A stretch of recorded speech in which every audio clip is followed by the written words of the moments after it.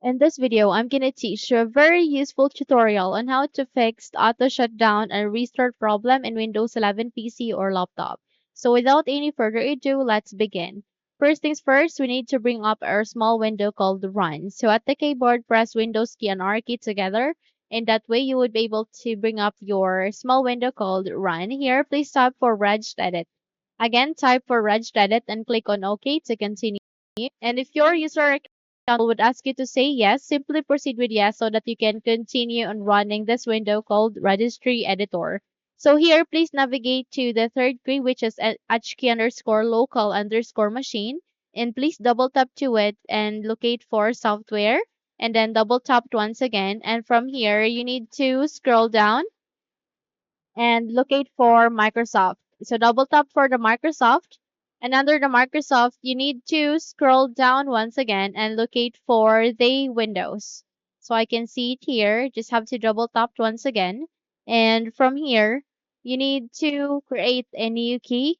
And how we can do so, please make a right click, go with new, go with key, and rename that into Windows space update.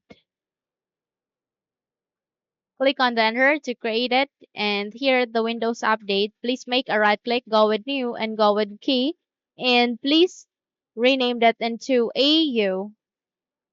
Click on enter, and here you need to navigate to the center screen where you can see a value. Please make a right click, go with new, and you'll go with keyword 64-bit value. So from here, please rename that.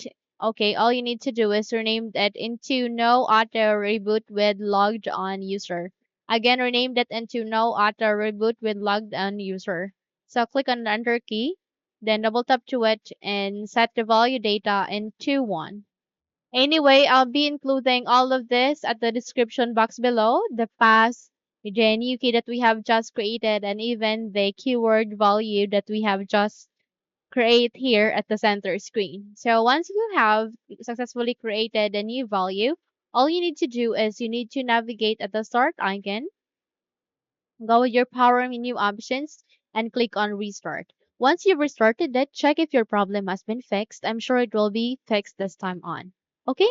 So that's it. If you think this video helped you a lot, then please don't forget to subscribe, hit the like button as well as the bell icon to be updated for more tutorials like this. Thank you for watching this video and have a good day, everyone.